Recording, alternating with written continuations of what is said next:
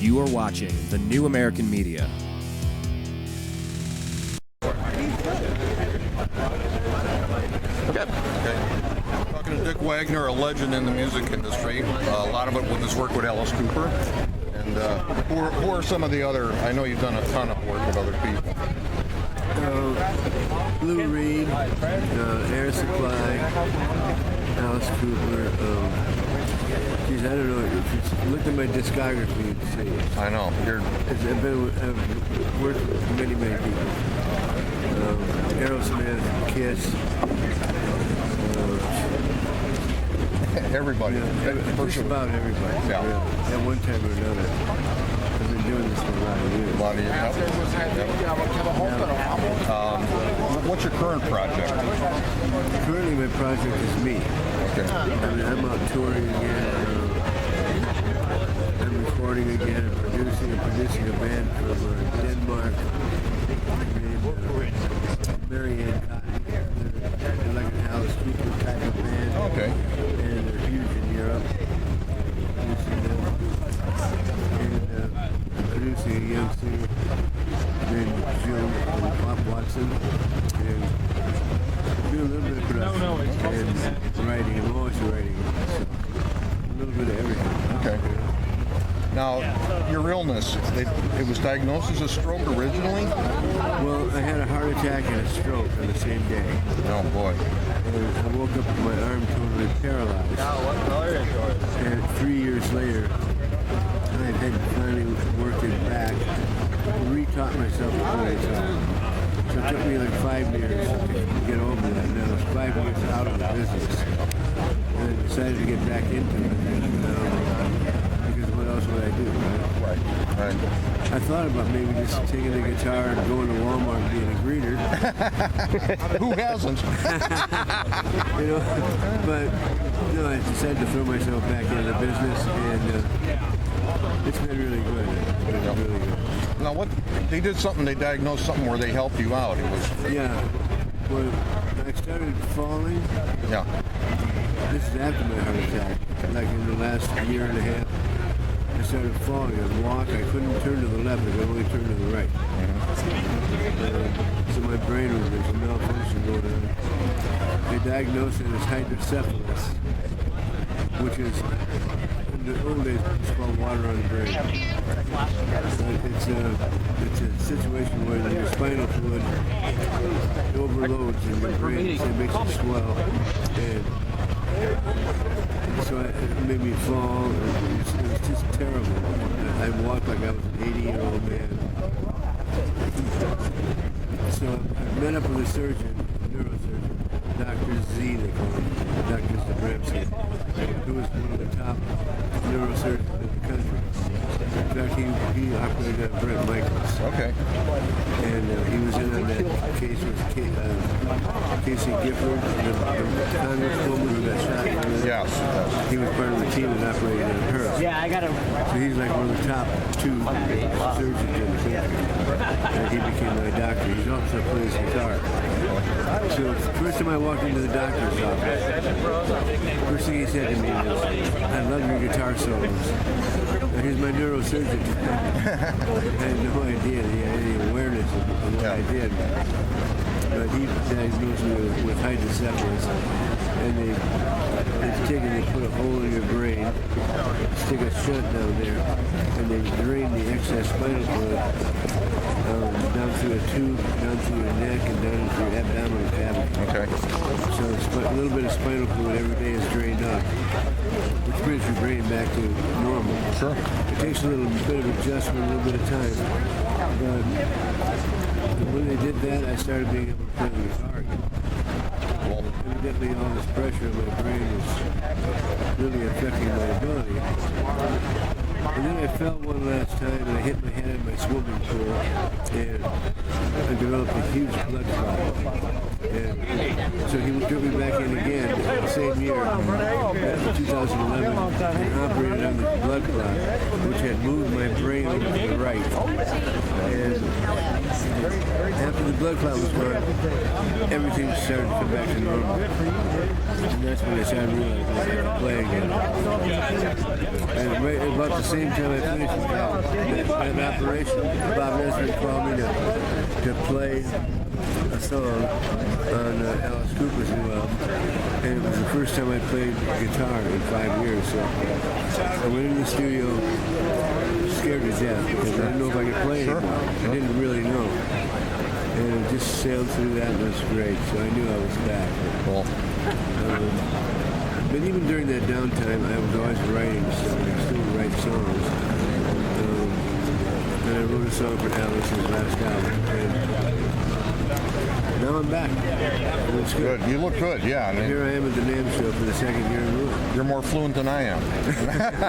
I had a heart attack about 6 years ago, but I didn't have the stroke related to it. Yeah. How you doing?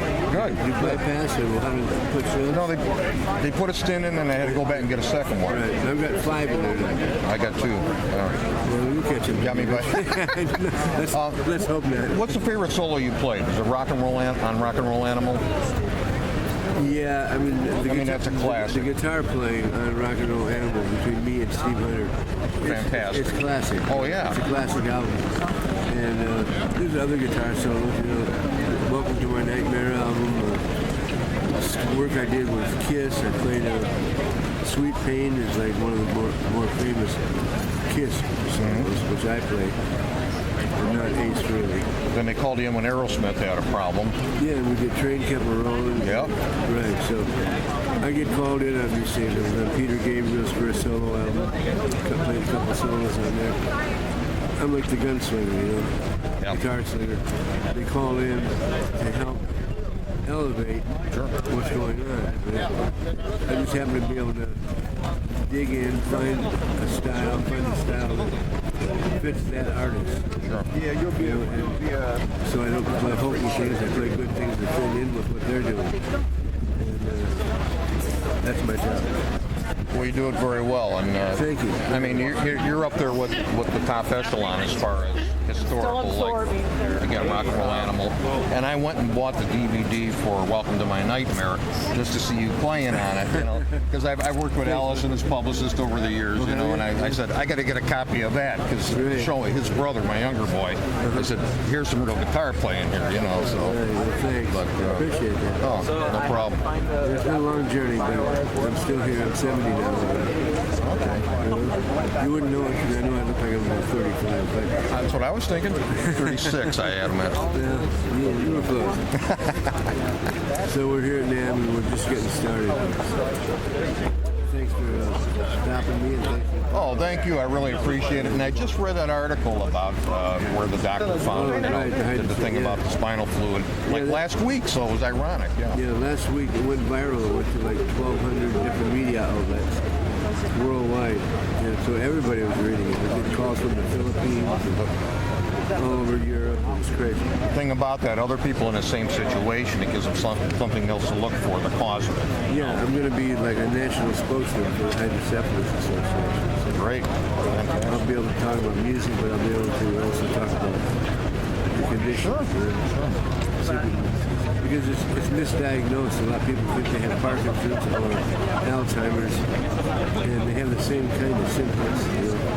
But when you get diagnosed correctly, you might have hydrocephalus, which is treatable. Yeah. It's like Gerald Hall's a friend of mine. I've known him and John Oates for years. And he didn't know he had Lyme disease when he started having all these different symptoms, you know, so they started treating him for different things.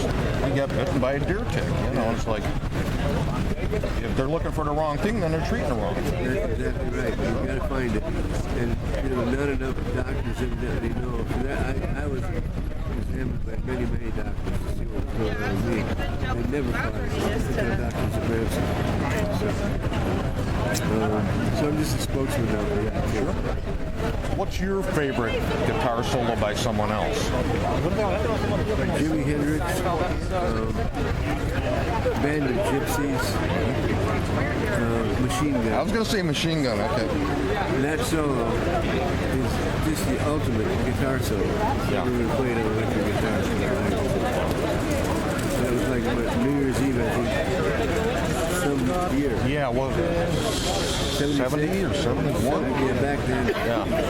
But when he goes into that note, it's sustained, and then the way he finishes it off is just... It's simplicity, but it has everything. Simplicity, but it's got everything in it. Sound, intensity, emotion. I love it. That's my favorite class. Now, what musician, living or dead, guitar player would you like to jump on stage with, trade solos, that you haven't already? Well, Hendrix would be a choice. I'd love to do that. I mean, there's so many great guitar players. Oh, yeah. It's really hard to say. Hendrix always comes to mind because I'm from that era, and he was always my favorite. That's probably a Great pick. That was Paul Rogers' pick when I asked him 25 years ago. Yeah. I said, you're an old blues guy, who's your favorite single artist of all time? He goes, Jimi Hendrix. I said, that was quick. He goes, he had everything. He had the vocals, he had the chops, he could write, everything. Yeah. He was the whole bag. I'll let you get back to whatever you're doing in there. And, what kind of guitar are you playing now? Well, I play a vintage Les Paul standard. I played Jarrell guitars. I met Philip Jarrell here last year. He gave me the guitar. I love that guitar. I play a BC Rich Eagle that I've had for many, many years. Bernardo Rico made it for me back in the 70s. And I love that too. So, I mean, I play several different guitars on stage. Sure. My favorite is the 68 Les Paul. That's the guitar that sings the most. They always did, yeah. Yeah, I love it. I love that. It's very melodic. You can play very melodic with the sound.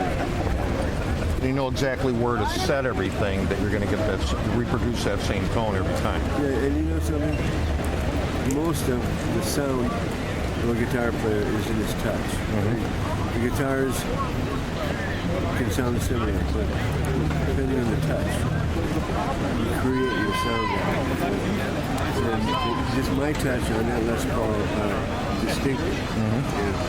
That's probably my favorite. Neil Giraldo, who's married to Pat Benatar. I grew up with him. And I even auditioned him for a band of ours when we were kids, But he was too young to play in bars, and that's the joke.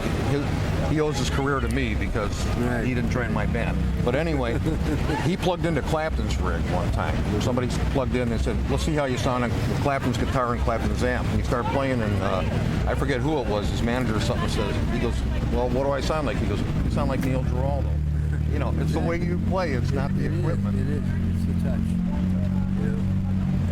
So it's been a pleasure talking to you. It's been a pleasure, Dick. Okay, honest. well, thanks. Great to see you. And see you at the Rock Hall or something next time. Okay, you got it.